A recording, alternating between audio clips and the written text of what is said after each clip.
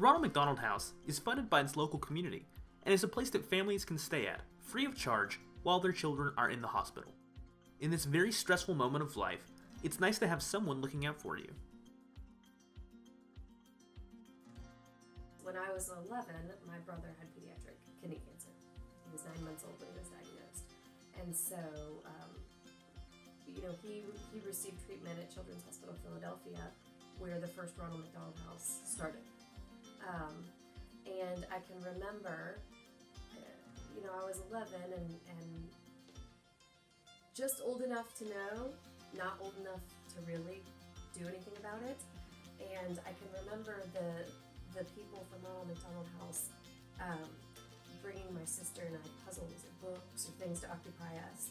And what a difference it made, because your whole world is just thrown off, and the family dynamic changes completely. I mean, you don't have kind of the undivided attention of your parents and everybody. I just, that's one thing that I'll never forget.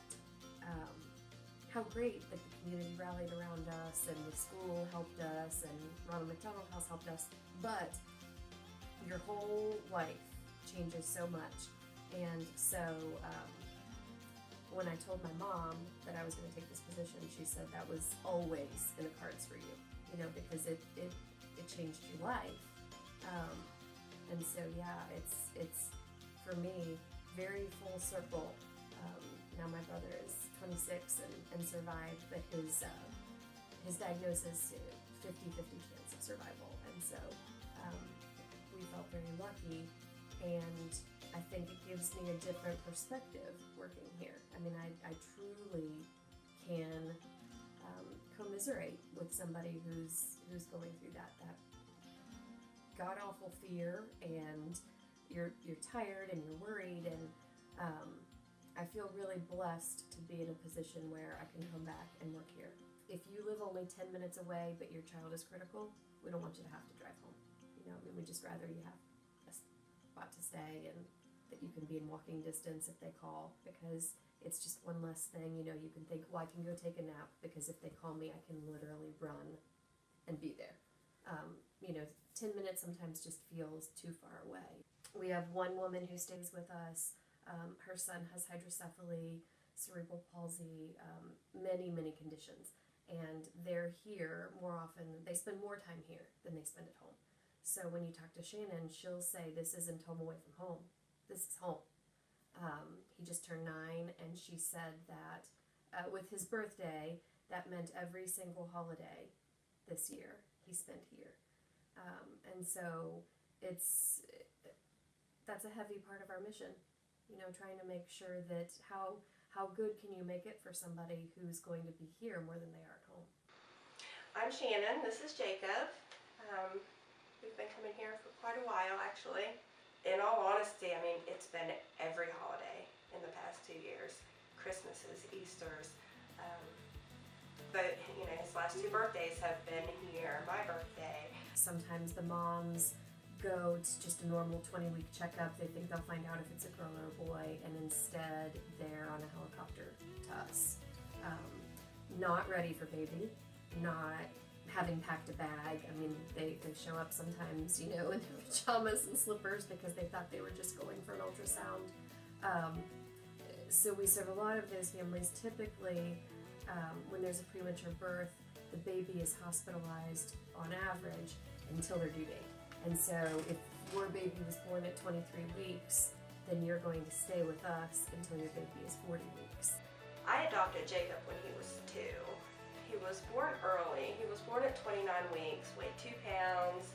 There was a lot wrong with Jake. I guess none of that was, something that they prepared for, because they did not see it. The reason he was early was actually because his mother had a lot of medical issues while she was pregnant with him. When you stay here, you get a hotel-style bedroom, 2 beds, bathroom, it's all private. And then we have, so that part is like a hotel. The other half is kind of like home. So we have 4 kitchens that the families share, Wi-Fi, porches and balconies and a library and a computer room and basically anything you could want to try to relax, to try to feel like normal. A lot of times I meet families that are here, and when they first come, they're just taken away by what's here. And they always say, we had no idea that's what it was. Or a lot of people assume that, oh, the Ronald McDonald House is for children who have cancer, and that's what they do. Well, yes, it is, but that's not all. A lot of times people will actually stay in a hotel or sleep in their car or whatever for a few days until someone mentions this to them, and they had no idea. When you have been over at the hospital and you come back over here and you smell lasagna in the oven, what happens? You just automatically kind of relax and it feels like home. And so that's one of the things that makes us not like a hotel. So we don't have somebody do it every day. I wish we did, but at least a few times a week there's a group here that's either making a dinner or baking cookies, and you can watch. I mean, you can watch the families come back and they smell that, and it's just kind of like, it feels like your mom, you know. I mean, and that's what we want. That's the end game, is that they come here and they can relax, they feel comfort, they feel like they can focus on getting their child well and not anything else. We don't want them to think about how much it costs. Where am I going to live? Where am I going to sleep tonight? What am I going to eat? You know, I didn't pack shampoo. I didn't pack laundry detergent. I mean, we want to take care of all of that. That's the mission. There's a real sense of family here at this house, and it really makes things easier during the whole hospital stays and admissions and whatever it is that you're going through. You don't feel out of place. You don't feel uncomfortable here. You're able to relax and focus on what you need to focus on, and it's nice, isn't it? A lot of families only use it once, and that's great.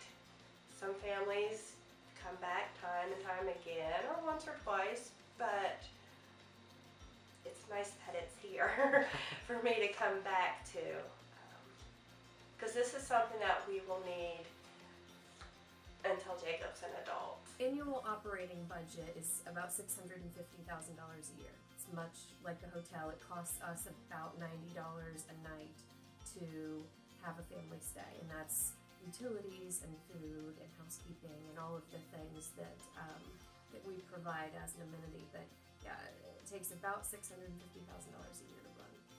There are several groups in the community that donate time, energy, and money into helping out. One group is Marshall University's Public Relations Campaign Class. I'm Dr. Terry Hapney. This is JMC 439-539, Public Relations Campaign Management. This class actually carries out a full-blown strategic communications campaign. Over the years, we've worked with a lot of nonprofit organizations, including the Huntington Area Food Bank, which is the Feeding Hunger Food Bank. Now we have worked with the Cabellane Association of the Blind. We have also worked with River Valley Child Development Services, the Ronald McDonald House.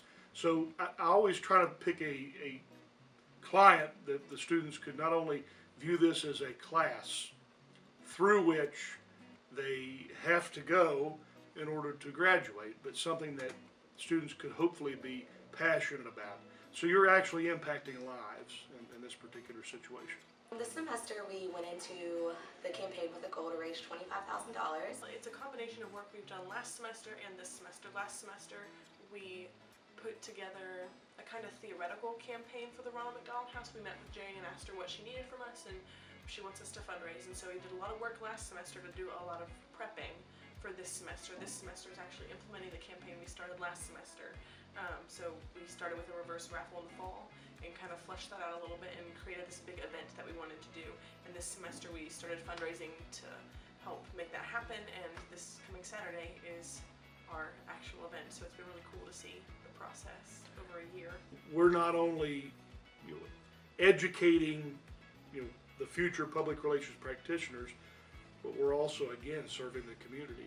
We're helping out causes that otherwise they would not have the expertise that we have around the table in terms of making decisions and making plans.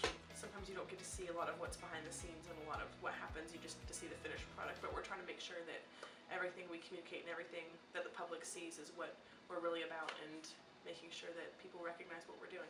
It's a very worthy cause. It's a cause that, when you have a child who is hospitalized, the last thing you need to worry about is whether you have a place to stay or whether you can afford to have a place to stay. Your external concerns should be minimized as much as they possibly can be. I don't know how much more you can impact a life than providing food for someone. In this particular case, providing a place to stay and food and some of the things that take time to plan out when you have a family, when your concern should be solely focused on your sick child who is hospitalized, who's undergoing surgery, battling cancer, whatever the case may be. Those are pretty specific human factors that this campaign's not just simply about attaining goals, but if you get right down to it, it's really impacting lives. We went to the house and made dinner for the family as a group of 17. So we all try to find a little bit of time and do whatever we can to help them out. Dr. Capney, our instructor, just kind of let us have full reign over whatever we're doing. So it's all our responsibility. It's on our shoulders, whether it's successful or not, which it looks that it's going to be really successful. But we've been the ones making calls. We've been the ones fundraising. We've been the ones getting sponsorships. So it's 100% real.